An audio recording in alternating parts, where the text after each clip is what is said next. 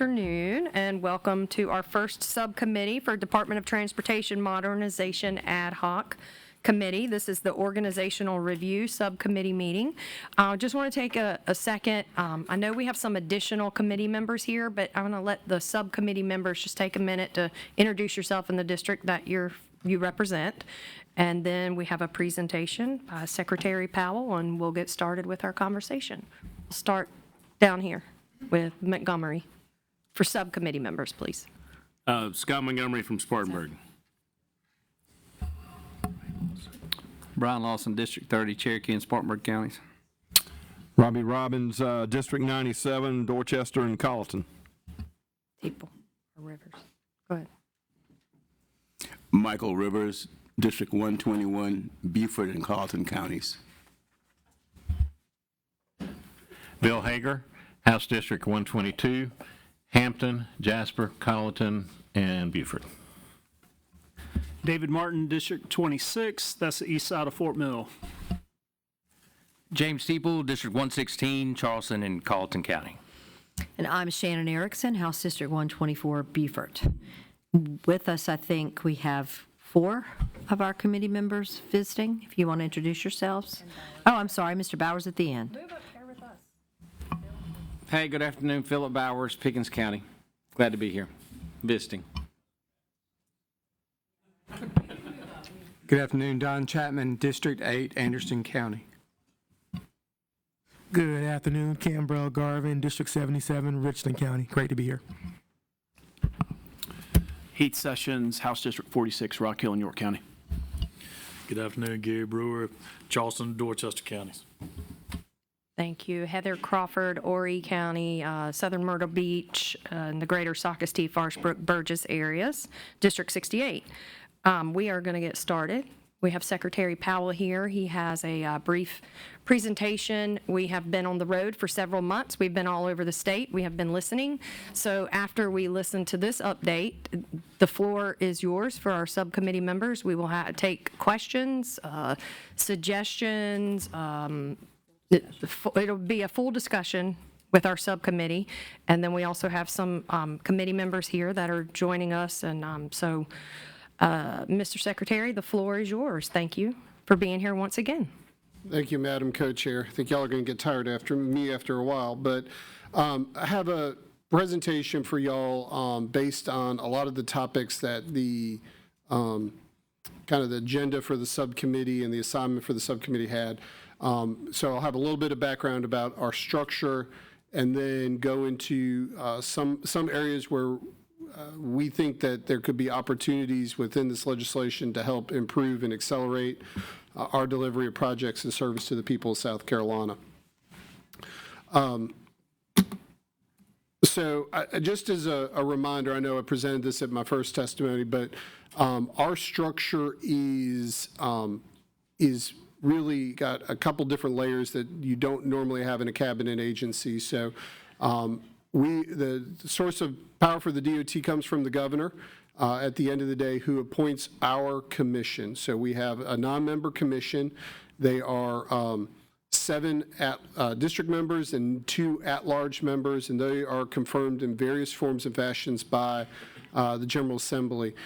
They, in turn, and I'll go into a little depth about what their roles and responsibilities are, they appoint the Secretary of Transportation. That role is confirmed by the Senate, and then the Secretary appoints his leadership team. And so I appoint 4 deputy secretaries. Deputy Secretary for Engineering is the one that has the largest portfolio, is about 90% of the organization, so that's all of our field personnel as well as of all our headquarters, design, and construction personnel. Our finance and administration team, obviously much smaller, but has one of the more complex procurement and budgets to manage at $2.7 billion. And then smaller, our intermodal and freight division, which handles our transit and rail programs. And then our planning division, smaller division that handles our planning for the agency on a statewide basis, but they also handle all of our coordination with our Metropolitan Planning Organization, Council of Governments. We maintain Chief Legal Officer that coordinates with the Attorney General's office, as well as my Chief of Staff and his team. I think there have been some questions about what is the role of the commission. We do have a former commissioner on the committee. Robbie Robbins served on DOT commission for several years. We have another commissioner here, Thomas Rhodes, who is one of our at-large commissioners from Richland County. But what I would say is the role of the commission in a simplified version is that they really have 4 or 5 kind of key responsibilities. First, it is to set the priorities for infrastructure decisions. So they approve items in what's known as the statewide transportation improvement program. They approve priority lists. They set our transportation asset management plan as well as our multimodal transportation plan, basically setting the framework for how we invest. They add and subtract roads from our state-owned system. We have the 4th largest state highway system in the country. They approve any additions or deletions that we have to the network, and usually it is a reduction of a mile or 2 every commission meeting. They do road namings and dedications that, in addition to what the General Assembly does. They have a role in considering all decisions of the State Infrastructure Bank when they make a recommendation before it goes to the Joint Bond Review Committee. The commission will vote on that, and then they select the Secretary of Transportation, who's responsible for the day-to-day operations. They are required by law to be outside of the day-to-day operations, so they operate much more as a board of directors rather than kind of a day-to-day type operation. We, as a DOT, we are split up into 7 engineering districts. Those are by law required to be reviewed and adjusted every 10 years. We'll be coming up on that review right here, but we have 7 districts. Each one of them is led by a district engineering administrator. They have oversight over maintenance, traffic, and our construction functions. They also, in each county, we have a local maintenance unit and a county maintenance unit. Not every county has a construction office. If you're a small county, you might have overlap between 2, Hampton and Allendale share a resident construction engineer because of that, but in some of our larger counties, you actually have multiple construction engineers. We also have our traffic management all from there. What we have at headquarters, by and large, are policy-setting bodies for maintenance, traffic engineering, and construction that help advise and set policies and guidance for them, but a lot of the independent autonomy is there. But design and procurement of all of our construction program is run out of headquarters as opposed to in the field. So I wanted to kind of go into some things that we are recommending that there be done within the statute for consideration by this committee. First is really to clarify and codify our deputy secretary roles. So those are in the code. But what we don't have, and so we need to update the language. It's actually dated to pre-2016 language. We need to define out our deputy secretary for planning and for our intermodal program. Right now, that is only in one title. And then we've talked about, and I'll talk about a little bit later, about a coordinating council for transportation in the state. We would recommend putting that in as a responsibility of the deputy secretary for planning. The other piece is, and I think it's important to note, DOT is the only state agency with an internal audit. So state agencies all have internal auditors who are to go through, make sure you have internal controls, do performance audits. But we are the only state agency that has an internal auditor reporting to the state auditor. So we have a uniquely independent auditor. So the commission gets routine reports. I believe they make us better by having that independence and third-party perspective. What we are recommending is that the language right now limits that role to only a certified public accountant. There are opportunities in other certifications, certified fraud examiner, certified internal auditor, that could equally and easily do the job as it's been done now. We also think it's important to kind of codify that they have a responsibility to really kind of make sure that we are performing optimally. Every single one of the reports they do is transmitted to the General Assembly, to the Ways and Means, to in the House, both to the Ways and Means and to EPW, all out there publicly available. So we go through a pretty routine and regular process with them of working to improve, and I think this would help us get a little stronger there as well. I've talked a little bit about this, and we think it would be very helpful in bringing together all of the modes in South Carolina, whether it's Palmetto Rail, the Aeronautics Commission, Ports Authority, DOT. We're going to look at things in a statewide perspective. we need to bring together in a process having those entities and industries together in terms of coordinating and implementing our policies together. So what's proposed here is to have a coordinating council involving those agencies that have the most impact on day-to-day operations. Obviously DOT, DPS Public Safety, the DMV, Secretary of Commerce because of the responsibility of Palmetto Rail, Aeronautics, Infrastructure Bank, as well as the Office of Regulatory Staff, which regulates freight rail and motor carriers in the state, like buses and things like that. One of the things that we would also recommend is that this have responsibility for establishing oversight for metropolitan planning organizations and council of governments, that they would review the boundaries, review who the host organizations are, and make sure that those are performing optimally for what the state needs to do. This has been state highway rationalization. So this is a big topic that I know I've talked to a lot of members of the committee about is we have the 4th largest state highway system at 41,000 miles. If we were interested in becoming the 5th largest state highway system in the country and to surpass Pennsylvania, we would need to shed 1,500 miles from our system to do so. So right now the commission cedes, I would say, about 10 to 15 miles per year to local government. So if there's an interest in doing this, we would have the following recommendations. One, it would need to be done in a voluntary basis.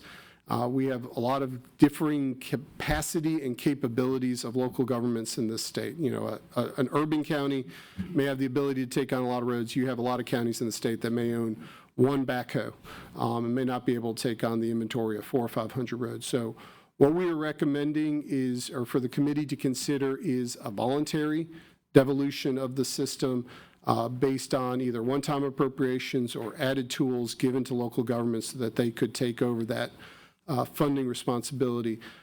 Behind Representatives Montgomery and Lawson and Garvin, we have prepared a map of what we would consider to be the roads that would be eligible for devolution. So you see those things in the green. You can take a look at it after the meeting.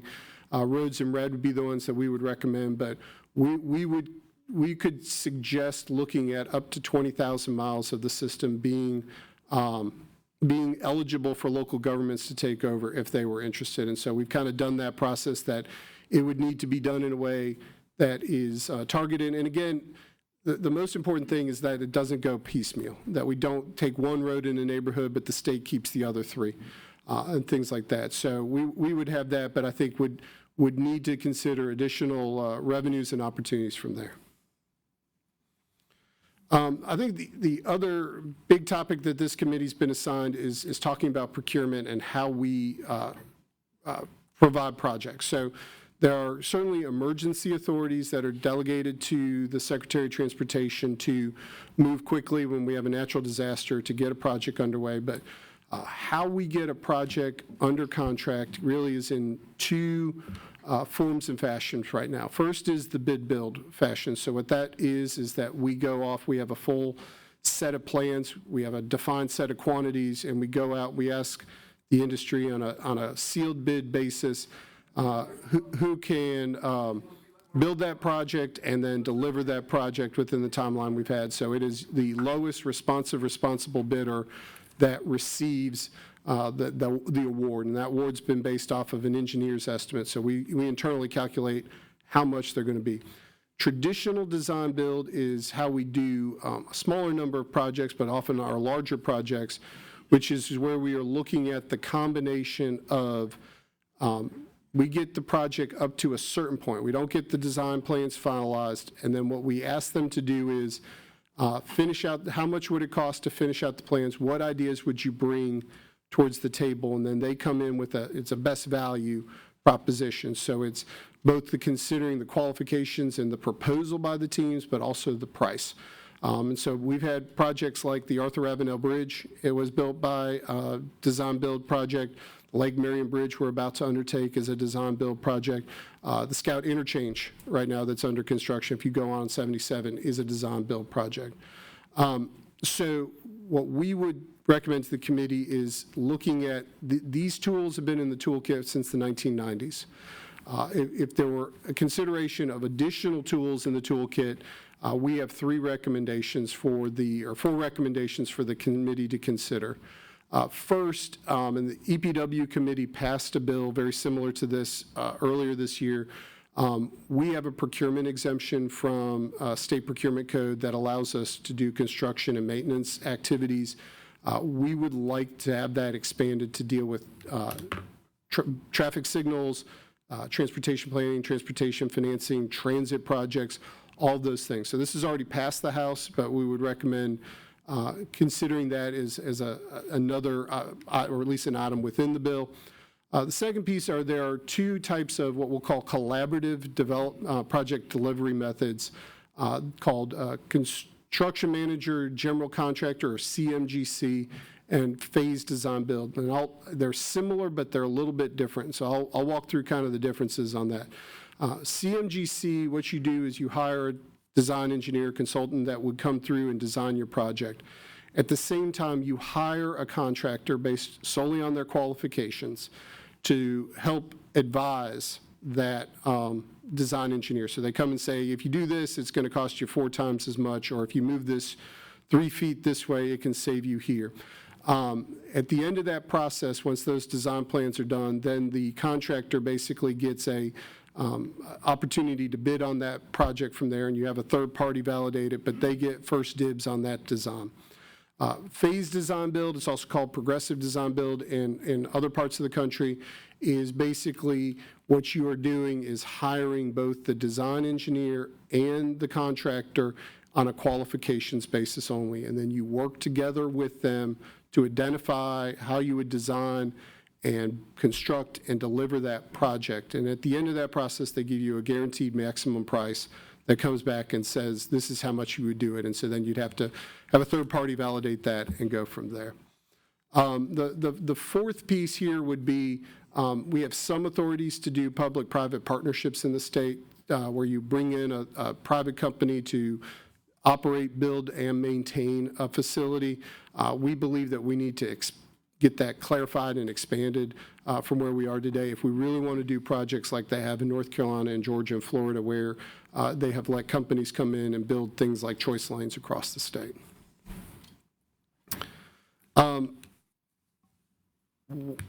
When we look at, getting projects done quicker and faster, we spend a lot of time looking at the procurement method, but there are some other things that we could do, particularly in the early stages when we're getting projects developed and designed. The first area that we would consider the General Assembly look at is municipal consent. So a municipality has the authority to deny a DOT project in its boundaries, not a county, but a municipality.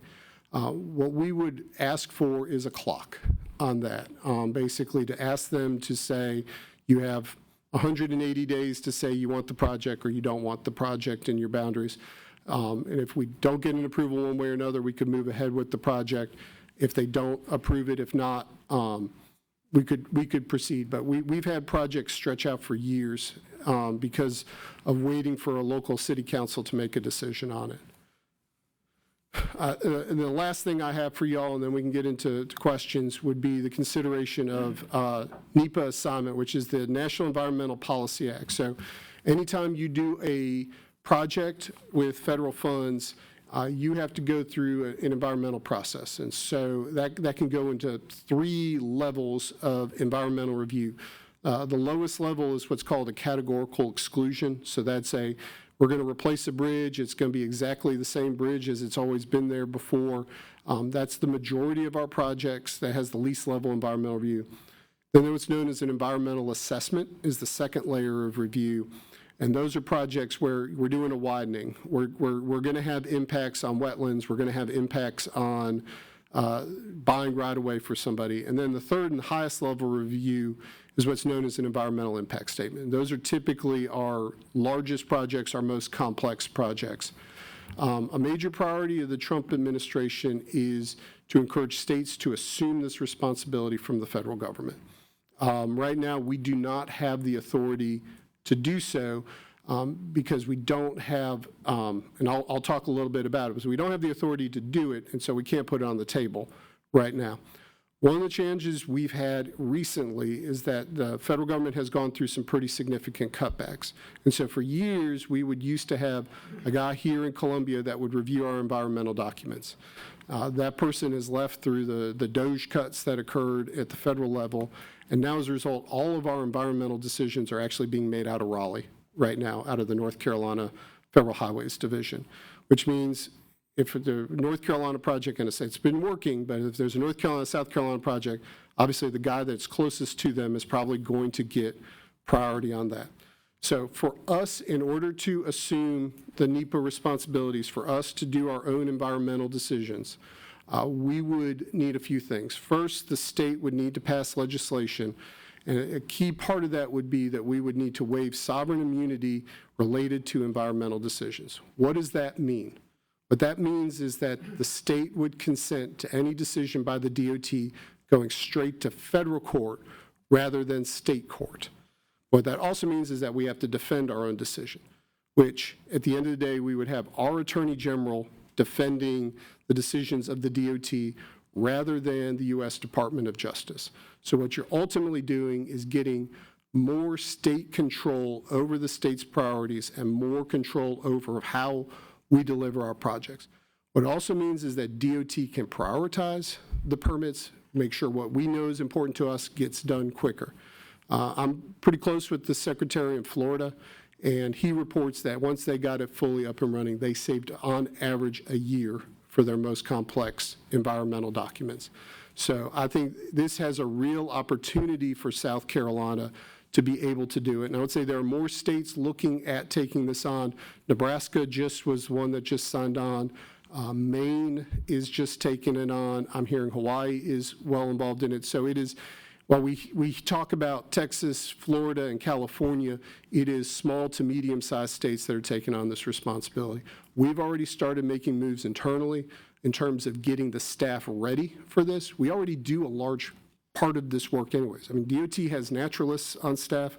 We have archaeologists on staff that we did about a year ago, we did a dig in the middle of I-26 because we found some historic resources for one of our ridings. So we do a lot of this stuff already. So it's one of those things that can give us the ability to control our own destiny at the end of the day and still comply with every environmental law, every requirement the federal government does, but it gets, those decisions get made in Columbia and defended in Columbia as a result. So that, Madam Chair, is that all I have, and I will let the committee ask me any more questions. Thank you, Mr. Secretary. We will open it up for subcommittee questions, comments. Representative Hager, you're up first. I want to talk a little bit about right-of-way. Of course, I worked for the electric utilities for years, and one of the biggest holdup on that, as far as electric utilities, is right-of-way. A lot of utilities are in the highway right-of-way, but the electric utilities, we try to put them on private property. So what happens is you come to the property owner, buy an additional 10-foot right-of-way, which encroaches our existing right-of-way. Then we have to go back to the property owner to get the line moved back and ask for more right-of-way. We talked a number of years about doing it all at one time. Is that anything that we could do legislatively to help go ahead and get the extra right-of-way while you're out there getting the highway right-of-way? You know, it's a, you know, we've had this conversation before in the past with the utilities. I think the challenge you have is when you're talking about buying right-of-way, you're talking about taking somebody's property at the end of the day. And obviously, we do that routinely through eminent domain. I think the challenge has always been is that it's in the highway purpose. The highway purpose is we only need another 3 feet of right-of-way for it. What is there a highway purpose for adding in the other 2 feet for Dominion or for the telecom company? So I think right now that's been our challenge of why we don't buy more than we need to. One, we're always trying to buy as little right away as we need to do. but I would probably require legislative clarity for us to do it. And the Public Service Commission, the utilities, for distribution right away, we can't pay for it. It has to be given to us. And that just, it makes it really hard to move, and then we get blamed for the project not moving ahead, but we've got to move out of the way. So that's one thing that is an interesting problem that we do have.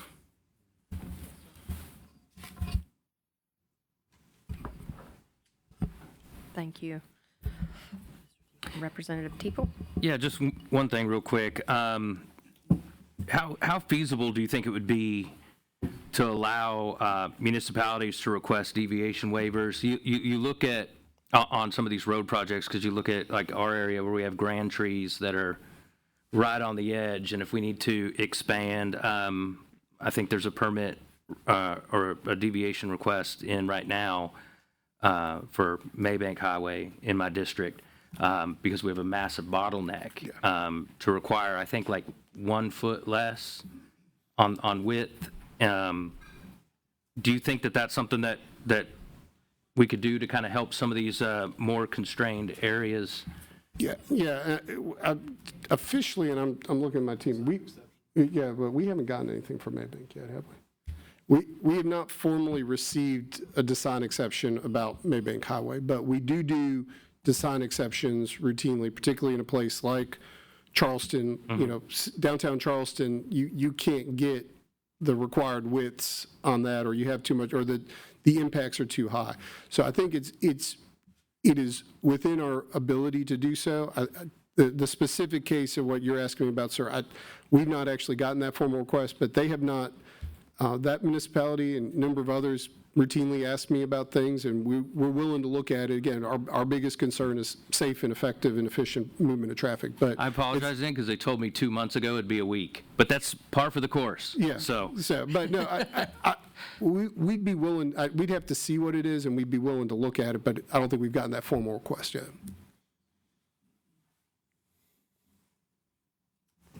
Representative Rivers. Thank you, Madam Chairman. My question is, you were talking about the NEPA and the advantages of it. What's needed for us to expedite that process? So for us to take on NEPA assignment, kind of the next steps would be, first we would need basically a piece of legislation passed by the General Assembly giving us the go-ahead to enter into that program. Then what we would do is petition the Federal Highway Administration for us to assume the NEPA assignment process. It takes about a year to go through the audit and the certification, and then you get up and running from there. So, if there was legislation passed this session, I would say that we could be up and running, I would say, in 2027. Okay, so do you have any ideas of a draft legislation that we could use as cliff notes? Yeah, we can provide some examples of legislation about what would be needed for us to move forward. Thank you. Thank you. Representative Lawson. Thank you, Secretary Powell, for taking our questions. I have a whole lot, but we'll stick to the organizational part since that's what this subcommittee's for. But can you explain to me, and maybe my colleagues know this, but looking at your chart, the governor's at the top. Obviously, he appoints the commission, and we confirm them with the Senate, and then they appoint your position, and that's confirmed by the Senate. But going back to the top, if the governor's on the top, what happens if say there was a commissioner that maybe needed to be removed for some reason? What power does the governor have to do that, or does he have to wait on their term? I believe the governor can remove commissioners for cause. And then only the commission could remove the secretary, is that correct? That's correct. Okay.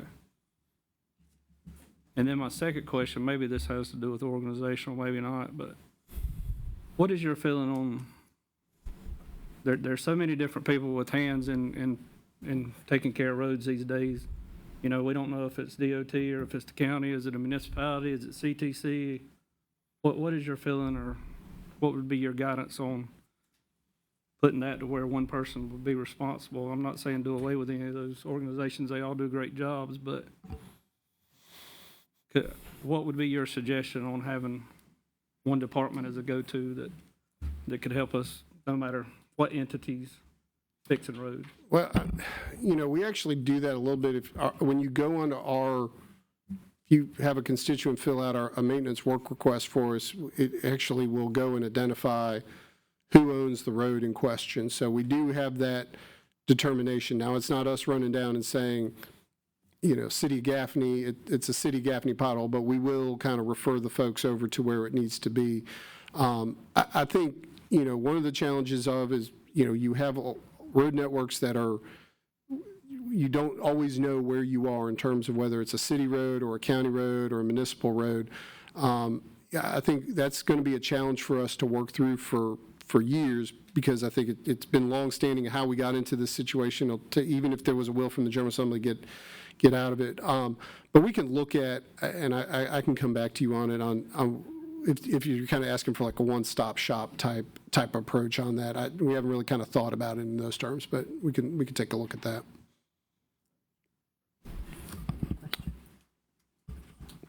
Representative Robbins. Thank you, Madam Chair. Secretary Powell, you have piqued my interest with your map. And I think I heard you say that y'all had identified about 20,000 miles potentially? Yes, sir. That's about half the system, right? Yes, sir. And so we're talking about secondaries primarily? Yeah, so what's on that map, basically the definition of it is the roads in red, which would be the roads that we would keep in the state system.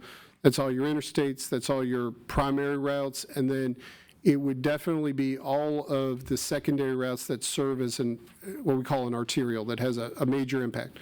In Charleston area, that'd be Ashley Phosphate Road. In Columbia, that's Harbison Boulevard. In Greenville, that'd be Pelham Road. Roads that we would believe are still serve a state interest that we would want to own and maintain. But we own a tremendous amount of neighborhood roads that are just subdivision streets through there. And so that, if you see on that map, that would be what we would consider. There's a group that we would have to consider and dig more into, and it's about 10,000 miles that we would want to look further at before we would say one way or another. But without a doubt in our mind, there's probably 20,000 miles of roads that really are truly local in terms of how they are used and how they are operated. All right. And I commend you for taking the initiative to get that started. And I guess what my question is where do we go next? Do we try to take that map and identify which counties each one of those roads are in, or which municipalities, and then begin a dialogue with them? Or what is your suggestion as to how we take the next steps to helping y'all relieve some pressure for your agency to manage what is in the state's interest? Sure. So what I would say first off would be we would prepare that map. I would take it to the commission, and we would formally vet out that process and procedure. So that'd be the first step forward. I have requested in our executive budget this year $25 million to do basically a take-back program that where local governments could, for lack of a better term, buy off the road. And so if you're talking about half a million per mile type road, that would be what we would be looking at, and those local governments would be willing to swap basically a cash for ownership of the long-term responsibility for the road. Long-term, though, what I would say is, and something that y'all need to probably think about is, are there incentives beyond just a one-time appropriation from the non-recurring funding to do that? What would encourage a local government to do so? Is that removing the 25% requirement on CTC if a county took all of the secondary roads that were determined to be non-essential to the state system? Could it be differing the revenue authorities? And I'm not proposing one revenue authority, whether it's ability to do 2 pennies on the transportation sales tax. Again, I'm just hypothetically throwing it out there. That's something that y'all have to consider. those type of things of what would be the incentive for them to do so. Because I think at the end of the day, while you have large urban and suburban counties in the state that have the public works departments that could handle this, you have a lot of counties in the state that are barely scraping by, that wouldn't necessarily be able to keep up with that maintenance requirement. So any move in my book has to be voluntary. Well, and I certainly agree with that. And I think for starters, we need to be trying to identify who can, or maybe we can eliminate who can't. But we need to be having the conversation with the counties that can. And I think I know some of those that are interested. And obviously, if I'm on county council, I want the state to help me pay for my role in managing these roads. But I just feel like, well, it's a no-brainer that we've got to get the subdivision streets out of the state system. I don't really understand how that began, but it's water under the bridge at this point. But we don't need to be managing subdivision streets in the state system. And these farm-to-market roads are vital to our local commerce, and they're in terrible shape. We got 4 members of this subcommittee from Colleton County who need all the help we can get in Colleton County.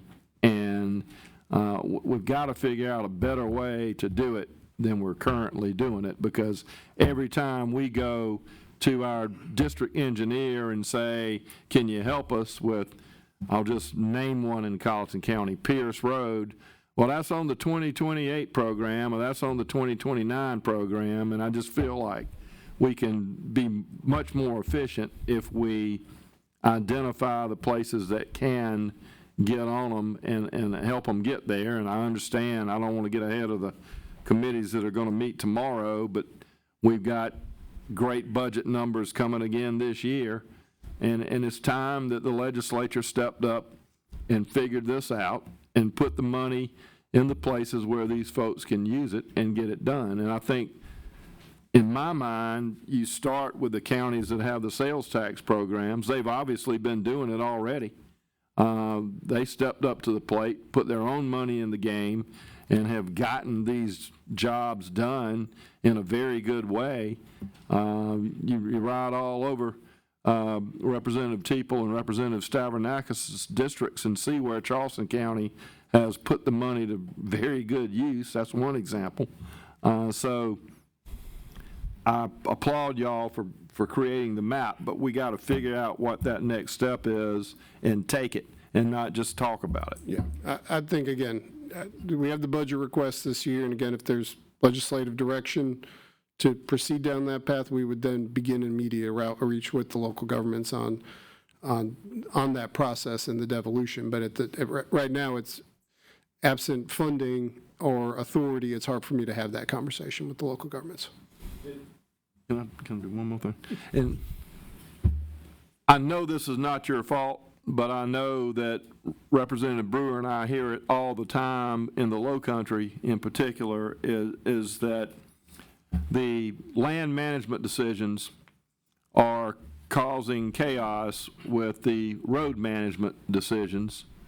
And to me, local government is the best place to start. They're the closest to the people, and those folks need to be able to blend their land management decisions with their road management decisions so that they do work together instead of against each other, which I think is what has been happening all over the state as we've experienced this tremendous growth that we have over the last 20 years. And so the more we can do that, and I wholeheartedly agree with you, the major arterials need to remain in your purview, but we can, I think, alleviate a lot of the problems that we're having right now if we have those two working together instead of in different silos.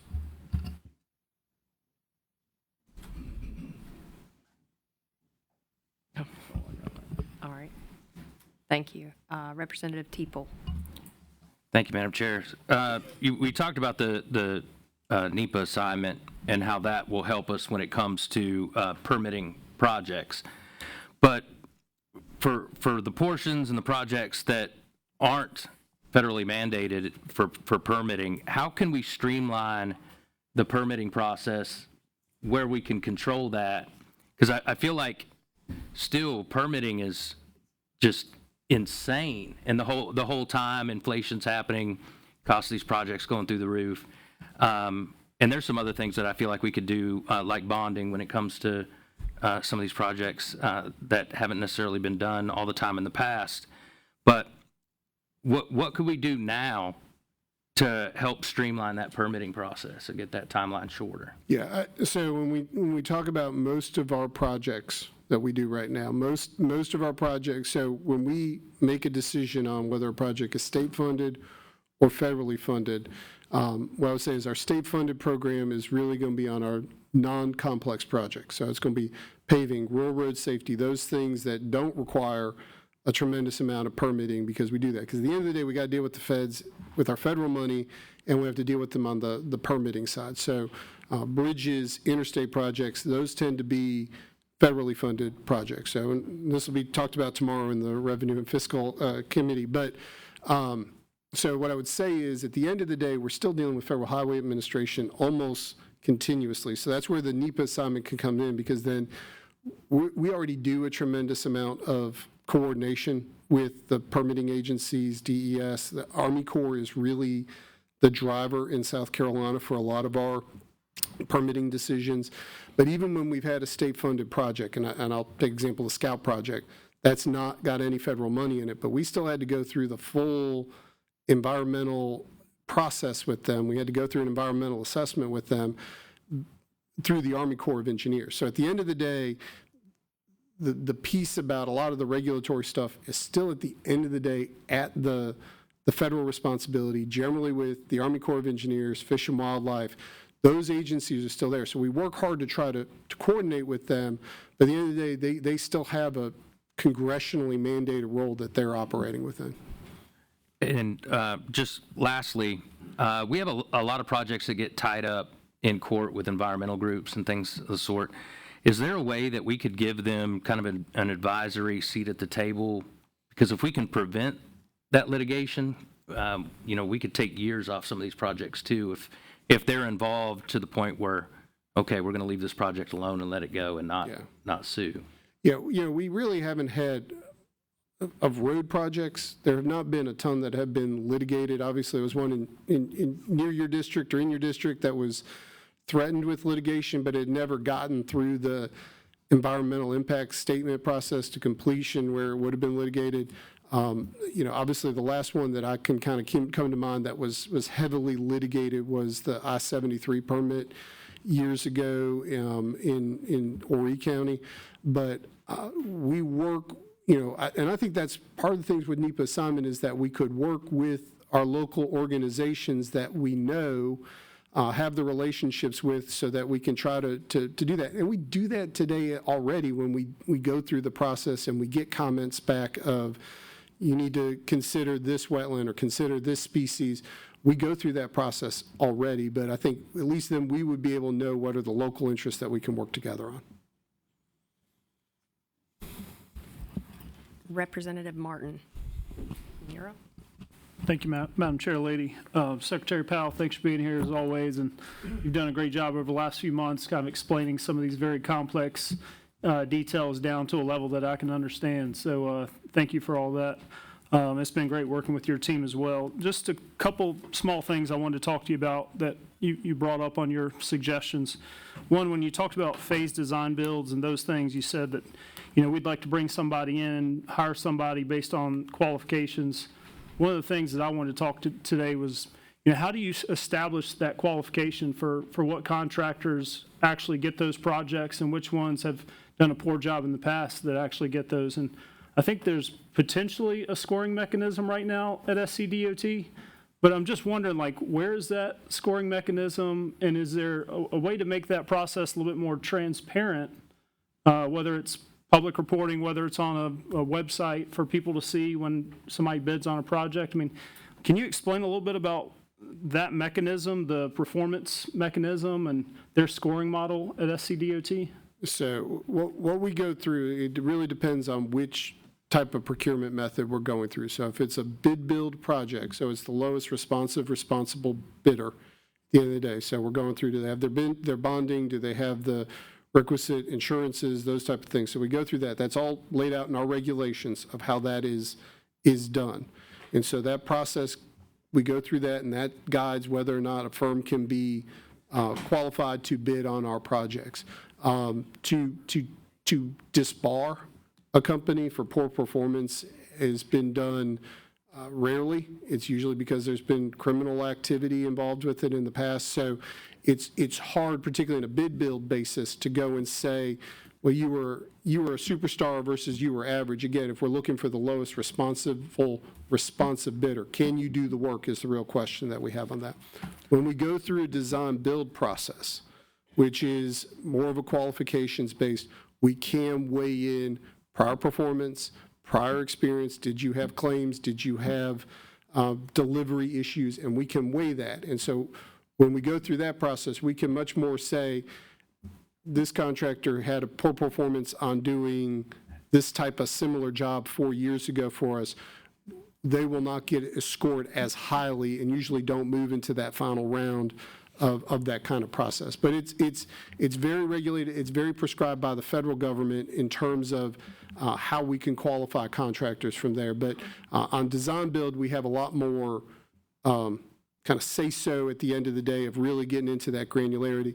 And I would say on the two alternative methods that have been kind of proposed here, certainly that would be the key factor for us in considering, because you're not necessarily considering price up front. You're considering the proposal, the team that's been proposed, the prior performance, and looking at how they have performed in doing their work. Okay, yeah, and I appreciate all that. That's a lot more detailed than I thought it was. And ultimately, when we're on the Modernization Committee, I look at things need to be streamlined, need to be transparent, need to be data-driven. Yeah. You know, whether you're looking at KPIs and historical performances from the past and using ways to rank people or rank companies based on that information. So one thing I was going to talk about was creating some type of a contractor performance index that lays out like scheduled performance from the past, budget disputes, construction quality for contractors, like you talked about, claims history, traffic management, and responsiveness. And ultimately, if a contractor has done a poor job in the past,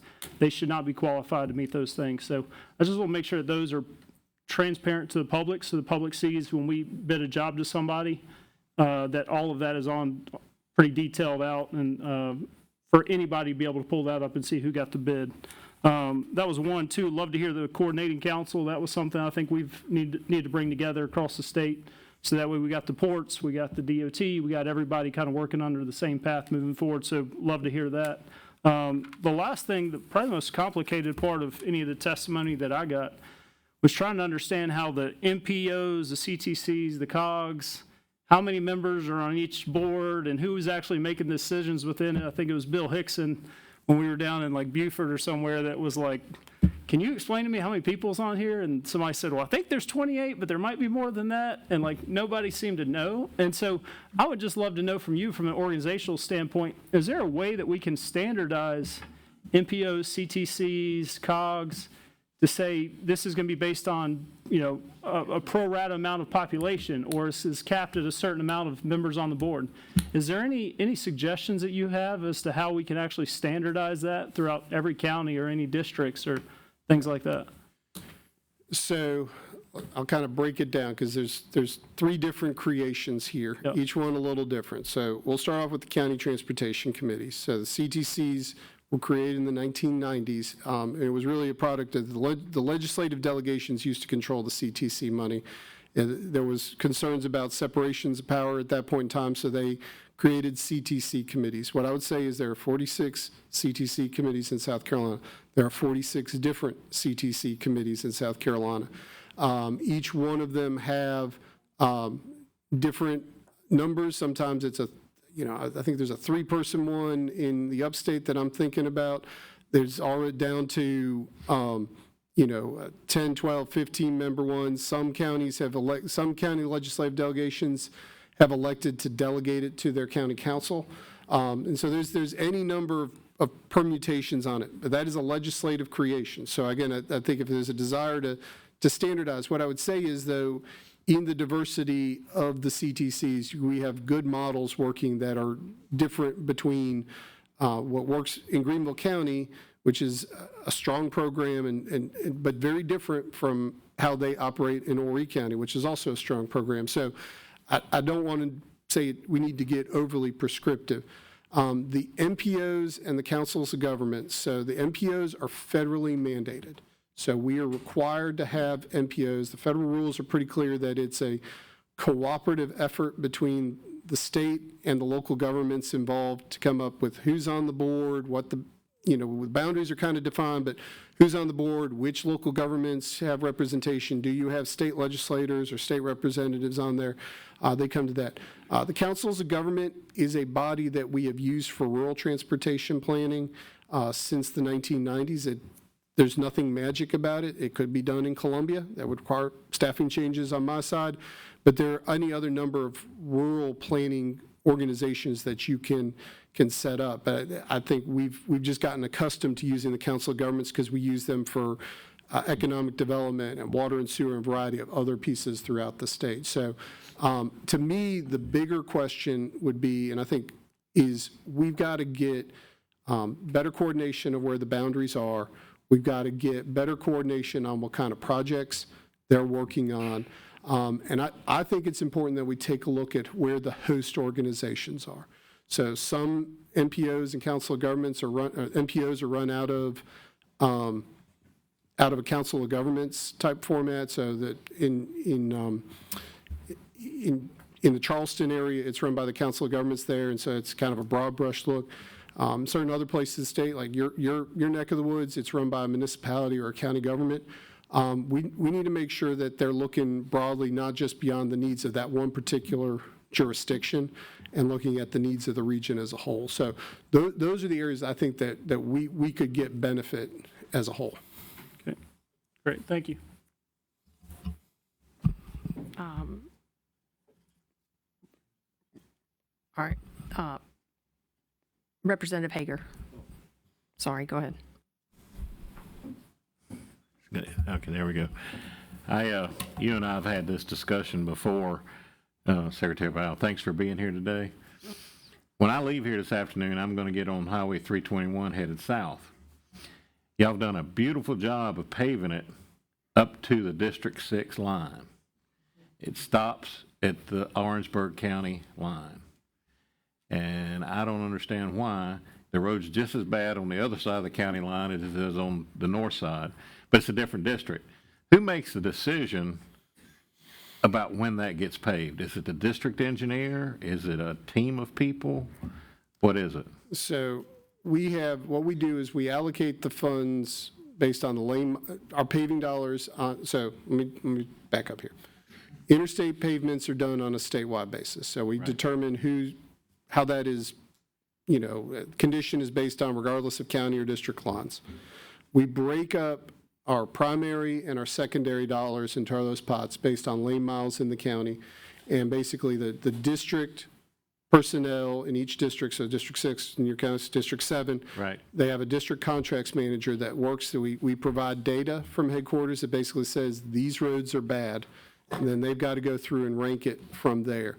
And so they come up with that based on within basically county boundaries for determining that. We work to encourage them to find logical termini between counties. On roads like a 321, like a route that's on the National Highway Network, we actually used to do that statewide. But when we were doing it statewide, what was happening was all the money was going to Horry County because there is no interstate. And not to talk ill about the co-chairman's county, but Horry County doesn't have an interstate. Right. And so all the traffic to get to and from Horry County is going to be on a Highway 501, an SC9, a US 378.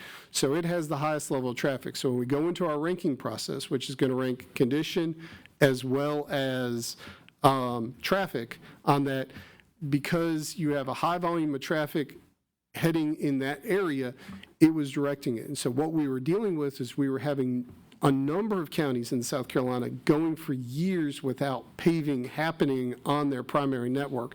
And so that was kind of the decision. I get the policy conundrum that you were having, but what we were also seeing was that one part of the state was getting all of the money and not the rest of the state system getting upgraded as a result. Thank you.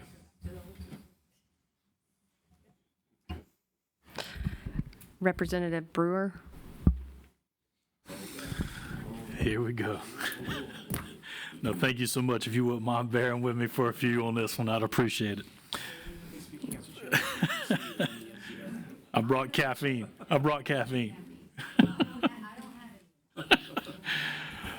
Secretary, thank you so much for coming today, and I appreciate you and your staff. Y'all do a phenomenal job of responding, and y'all have done a great job through this process of opening yourselves up to figure out where there's places we can make you stronger, where there's places we can shore up, and I want to really commend y'all on that, because I know it's not easy, and this is getting into the heart of it as we go along, and nobody likes to be pried around into their work every day. But if you wouldn't mind, I have a few questions about some of the stuff that you said today. On the role of the commission, when you put setting priorities for infrastructure investments, can you tell me, is that a staff member for the commission, or is that your staff that puts that together to bring to the commission to present to them? So it is statutorily defined in terms of both law and regulation in terms of the priority lists. So right now we come and say, what is a safety list, for example, where the crash is happening? That list is then compiled and developed and brought to the commission for consideration, and it's basically an up or down vote at that point in time. And then for entering projects into the statewide transportation improvement program, projects getting money assigned to them, they set the funding levels through their budget process to say we're going to put $700 million into pavements, $500 million into interstates. That process is brought, part of it comes up through the MPOs and the Council of Governments, and then there are the points where the staff is recommending basically taking the list that's been approved and assigning those dollars from there. Okay, thank you for that. Moving through some of the stuff, and I appreciate you putting their top 5 priorities on there. Moving through some of your slides, going down to the proposed updates to structure. Are these current things that you cannot currently do within your own structural organization that you yourself could set, or is this something that you need to legislatively set? It's really a cleanup from what we have right now. So right now, there are 3 deputy secretaries defined by statute right now. So Deputy Secretary for Planning, Deputy Secretary for Engineering, who serves as State Highway Engineer, so has responsibilities throughout code and regulation in terms of certifying and making decisions from there. That role is established in terms of their responsibilities. The Deputy Secretary for Finance is well established and defined in there in terms of responsibility for not only being the secretary to the commission, but also for maintaining the books of the Department of Transportation. And then what is defined as a deputy secretary for intermodal and freight. And so that is basically responsible for our transit and rail programs. One area I want to change on that, and I'll just be direct about it, is that it is clearly defined as that one has responsibility for the money and not the Deputy Secretary for Finance and Administration. I think it's important that the Deputy Secretary for Finance and Administration controls all of the financial responsibilities of the department. So that's one area for cleanup.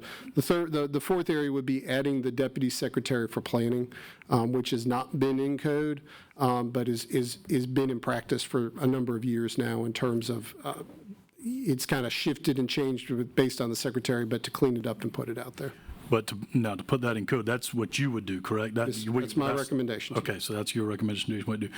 With your planning, but just back to your planning, one thing I'd ask you to consider is somebody to work strictly with your sales tax referendums, the sales tax programs around the state, to really engage them and really coordinate with them. Y'all do a great job right now. I know it's a full job, but to have somebody that's dedicated to that is something that I think the programs would really appreciate and help as we go along.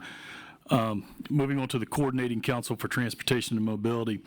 One of the things I'd noticed, and I appreciate you bringing this up because I'm a big advocate of this coordinating council. I think it's something that we need to move towards. One of the things that I'd ask that you would consider, and I think that for this committee to consider, would be adding DES and DNR on there. DNR makes a lot of comments. Fish and Wildlife, U.S. Fish and Wildlife does as well, but obviously we can't control the U.S. Fish and Wildlife. But DNR makes a lot of comments on permits, and those comments become conditions upon the permits being approved. And a lot of times that can delay construction 6 to 8 months, depending on the windows of when construction could start. But to have them on this coordinating council, I think, would be beneficial to you as you're working on projects and looking at projects. Something that we should consider along with DES. And I would also probably get away from the chairman of boards and put directors of these departments on there. I think the chairman of the board are usually citizens of the state that are coming into work, and the directors are people that are working there every day and probably can talk about a lot of this stuff a lot more educatedly. Not saying that the chairman's positions aren't, but these people are working every day, day in and day out. Just comments for the committee. The state highway system rationalization. So I'm probably going to make a comment here that I don't think is going to be accepted well, but in kind of piggybacking off of Representative Robbins' comments, locally there's a lot of decisions that are made that affect state roads. Would you say that's correct? There's a lot of decisions that subdivisions, developments, or something could happen on a state road that you have no control over whether or not that is going to happen in that area, correct? All we have is control over the encroachment permit, but at the end of the day, that's really just safe and efficient access to the system that we're legislatively required to provide. And you put together a transportation improvement plan, you put together a 10-year plan where you're laying out where you're going to put your monies, where you're going to try to spend on roads, what you're going to try to do to update roads as you go along. And it's hard to maneuver off that once you plan that, correct? I would say it is, once you get, obviously get a project from start to finish can take, depending on the complexity of it, a few years to 10 plus years, depending on what you're trying to do. So once it's in motion, those local conditions can change it pretty quickly. That's correct. So one of the things I'd like for our committee to look at is a possible bill or something to add to this to help them with this rationalization, because while we need to take over some roads, we also got to stop the bleeding, right? We've got to figure out a way to stop where it's going to continue to get worse and areas that we've already planned for the money to be other areas. But looking at a bill of some sort to where if there's annexation, which normally a municipality is not going to annex unless they're trying to annex a development in there, but that they take over from logical termini to logical termini, either the road if they can, if it's one of the roads to take over, or they take over the funding to be able to maintain that road or expand that road, because that shouldn't fall on DOT's shoulders to have to maneuver when they've already planned out their funding for 10 years and something pops up in an area that they haven't planned for. I know in our area we had a school board decided to put a school out in the middle of nowhere because it was a cheap piece of property, and I was very happy that they picked a very cheap piece of property. Unfortunately, we had to build a $30 million road to get to them, and that $30 million that was never planned for, right? So that's something that, to me, I wish we would consider something like that to be able to limit some of the bleeding and stop some of the bleeding so we can catch up on the roads that we've got now. Moving to, and sorry, I'm just going to move through these and I'll be done here shortly, but the current project delivery methods, pretty much. The current project delivery methods, you had mentioned phase design build, and you had mentioned CMGC as well as the public-private partnerships. I think those are all three great things that we need to add and work on and put into our toolbox. But I would say this as well: are there any others that even that you may not have a fit for a project today that need to be put in there so that way we can have this and don't have to come back to this later? I'm not saying CMAR is one thing that has come up to me. I know Dorchester County is looking at doing Dorchester Road with CMAR. Is that something, is there anything else we can add in there so that way we're not going to have to come back in a year to try to fix this again? Yeah, the state procurement code actually allows CMAR, but does not necessarily allow for roads. So, I think if you were to look at it, maybe just allowing DOT to use the parallel authorities in the state procurement code without necessarily compromising our exemption for highway construction and maintenance, that may be something to consider. Ultimately, at the end of the day, we got to get Federal Highways comfort with, their interest of competitive as well as cost-effective project delivery. Right now, phase design build, CMGC, traditional design build, and bid build are all well established within their portfolio. So I would say that if we were to think of anything, it would be linking to the state procurement code with some of the other tools that are now available to state agencies doing vertical construction and might not be doing on horizontal. Perfect, thank you. And the last one was with the NEPA assignment. In the NEPA assignment, I've seen it stated throughout that people have said that that'll have you hiring all sorts of people and growing government to take over this NEPA assignment.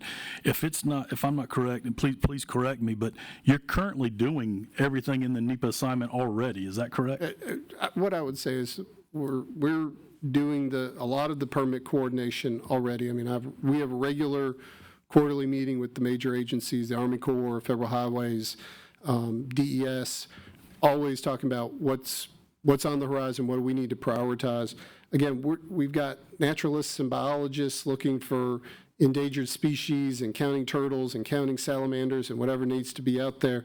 We've got archaeologists looking at historical resources already. So we have a lot of that staff, and one of the things that we've done have been bringing in two folks recently that basically have the capability to manage the federal NEPA process. So I believe we have the in-house capability. Once we get through the audit and certification, we may have to look at a position here and there, but I don't believe it's creating a bureaucracy of 50 people, because right now what we're replacing is essentially 2 people at the Federal Highway Administration at the South Carolina Division, both who took the buyout offers early on in the Trump administration. Thank you. Thank you, Madam Chair Lady. Absolutely, Mr. Brewer. Anyone else have questions? Mr. Rivers. Thank you, Madam Chairman. My question is in reference to the current project delivery methods. And I was just concerned in reference to emergency situations, and everybody up here have their concerns for their district, but someone called me about in Bennett's Point, the road there, when it floods or full moon, high tide, you can't get emergency vehicles, down that road. So what would constitute an emergency to look at something? So emergency procurement would be triggered basically by a natural disaster, or the most recent time I've had to execute it was back in, I would say, June, when I had the tanker truck crash into that bridge on I-20 and burned up the bridge. We executed emergency contracts pretty quickly to do that. We did do that during Hurricane Helene, when we had bridges washed out. We did recently in Orangeburg and Calhoun counties. But it's basically when we have a major mobility issue that's arisen, and we've had an act of God or an act of man that has disrupted the system for us to get moving quickly on getting repaired. We end up still being pretty competitive at the end of the day. Most of the times we do an emergency procurement, we still bring in 3 companies to bid on the work. It may not be in the full and robust competition that we have, but we still maintain a lot of competition for it. Okay. And I guess what I'm getting at too is that on a road that's long, I don't know if it's 5, 10 miles or whatever, and people can't have access to emergency vehicles and stuff because of flooding or water on the road. I mean, that kind of constitutes an emergency. Yeah. So we can talk about that offline. We've looked at, and we've done some basic analysis of Bennett's Point Road down in Colleton County. Okay. I'll just be honest with you, sir. To elevate the road is a sizable project in and of itself, and would trigger a pretty sizable permitting process for doing it. And so I think where we've kind of pointed is looking at the MPO and COG program, if that's the appropriate place to do it. But it's a project to get that road so it doesn't flood. Okay. It's a project, but it's doable. But it just takes coordinating. It's a big project, sir. Yes, sir. All right, thank you. Yeah. Any other questions, comments, discussion? Representative Teeple. And I didn't say this before, but my goodness, what a wealth of knowledge. And I really appreciate you, Ted, every time. Usually it's first ring that you pick up, and I really appreciate that. You had talked about that planning piece and the 10-year plan, and Representative Brewer mentioned, about a school coming in or another subdivision. Why can't we put it then on the developer of the subdivision to make some of those improvements, or, put money in the pot for, what their impact is going to be? And I don't mean it's necessarily an impact fee, I guess, but just having them help us with some of those investments once that plan's been made. So, I mean, I think, we've talked a little bit about a congestion mitigation fee or something like that, because that's a legitimate policy problem that we have in the state. So when we do an encroachment permit, so a developer comes in and says, we want to add a subdivision, we'll require a traffic impact study. And if it basically says, hey, the intersection, you're putting in 500 homes and the road can handle another 1,000, we'll take that stamped engineered document to basically say, yep, you're permitted, you need to do these things to your entrance, and go from there. You go through and say more developments come in, and so let's say it's up to, the capacity is now 990 roads, and a developer comes in with a 20-home subdivision. They ultimately are the one that gets the burden of the improvements that happen from there. So that's always been a challenge for us when we get calls about encroachment permits. It's usually because it's the last guy in to a certain extent. So, there could be some mechanisms that could help spread the cost of that out to all those that are contributing. That'd be a pretty sizable policy shift from where we are, but something that would certainly, I think, help address some of these concerns. But certainly we would be a pioneer in the country on doing something like that. And I see the complexity, and I've heard that from different groups and from developers. And the solutions seem to be, what percentage is each, even at the first guy coming in, what percentage to capacity will that growth, what strain will that put on as a percentage, and having it go throughout the line so it isn't the last guy, because that truly would be unfair for that last developer. But you look at these large subdivisions like Cane Bay, down in our area in the Low Country, it's, there's I don't even know, 5,000 homes, 6,000 homes. So, they obviously would be putting a lot in the pot, but would we be able to look at it from a capacity percentage, even from the get-go, based on their traffic study, to where it's not that burden on the final developer? No, I mean, I think what we would look at if we had an impact fee, mitigation fee, something like that, where we would look at putting those dollars would be on projects where improving turn lanes, dealing with retiming signals. We wouldn't necessarily be putting it on, let's widen, use the Cane Bay example, let's widen Highway 176 where it backs out onto, but you might be able to deal with something with Black Tom Road and towards Jedburgh Road. So those are the type of, I think, where we can deal with it. Because at the end of the day, when you're still dealing with a large widening type project, you still have to, that cost is significant, but there are opportunities, I think, to signalize an intersection or put in a roundabout so that you're not dealing with the queuing there. So I think those are opportunities that we could explore right now.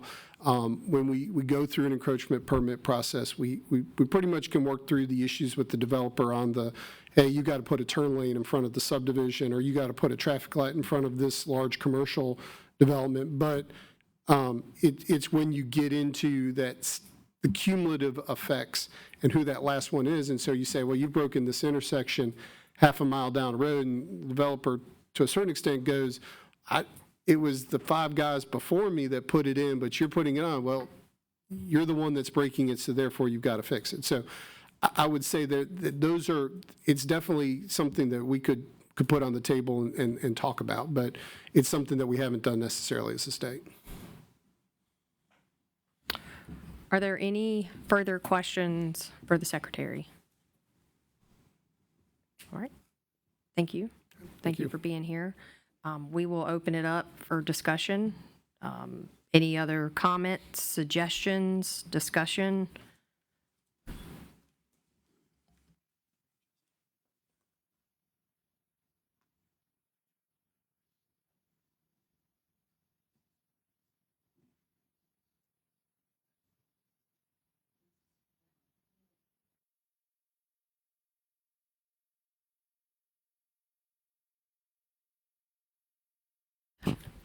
Well, if there are no other comments, discussion, questions, I would ask that you please, take this presentation and everything that we've worked on and make sure that you get us specific requests or specific language ideas that you have this week, please.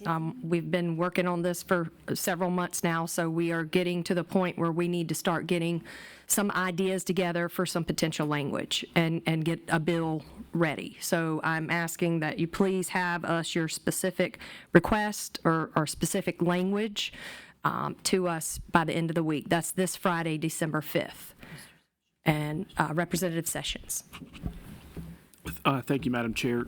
Can we get this presentation emailed out to the full committee as well? Sure. Yes. And the map? Yes. We will make sure that all committee members have that. Thank you. Thank you for that. All right. Well, with that, then, we will meet tomorrow morning. Our next subcommittee meeting is tomorrow morning at 9 a.m. And we'll meet in this room, So with nothing further, then we will adjourn until in the morning. Have a good evening. Thanks.